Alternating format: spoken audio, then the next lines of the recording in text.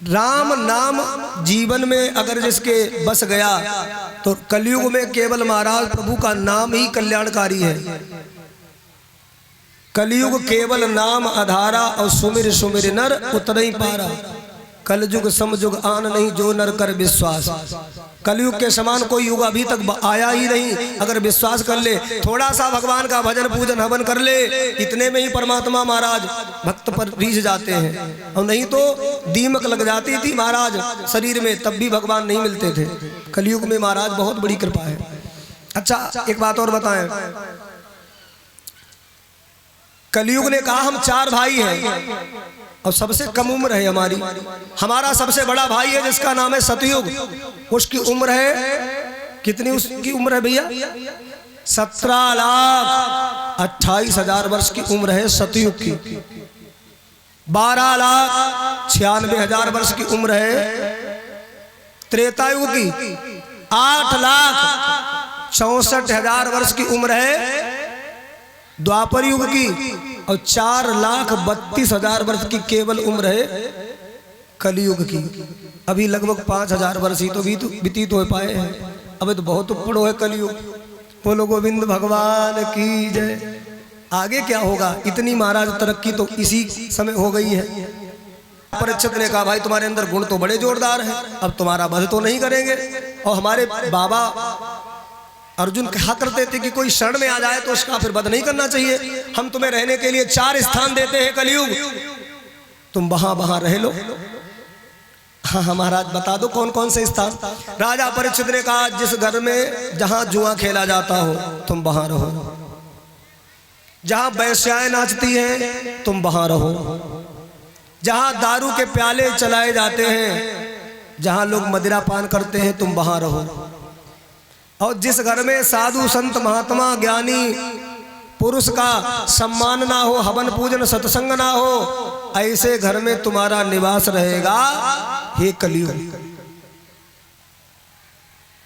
जिसके घर में कभी हवन नहीं हुआ, जिसके घर में कभी पूजन नहीं हुआ, जिसके घर में कभी संत भगवान नहीं पधारे, आपने कभी कन्याएं नहीं महाराज जमाई, आपने कभी अखंड रामायण का पाठ नहीं रखा, आपने कभी भागवत में कभी दान दक्षिणा ना लुटाई, तो ध्यान देना वो घर घर नहीं है, वो घर मरघट है। और फिर उसमें रहने वाले आदमी बोले भाई जिंदा भूत है। कोई नाराज मत हुई, उन्हें हम पे मुकदमा कर दे, कहो महाराज जी यही बताए गए थे। और हम अपनी तरफ से कछु ना बोल रहे। कबीर बाबा ने लिखा है, अगर कछु कहना हो तो उन्हीं के लिए कहियो। कबीर दास ने लिखा, वही हमने आपको व्याख्या करके समझा दिया। कबीर ने कहा जिस घर साधु ना पूजे हरि की सेवा ना, जिस घर साधु ना पूजे हरि की सेवा ना, वो घर मरघट जानिए भूत बसे माई कबीरा, भूत बसे तिन माई।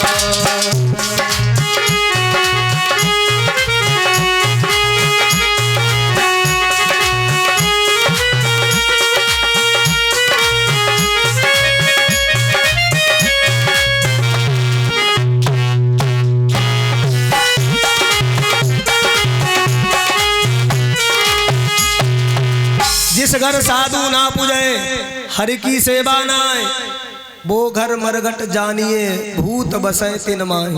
जो लोग कहते हमारे घर खाना बना है, ये खाना उर्दू है। खाना क्या होता है? खाना, ये खाना नहीं होना चाहिए।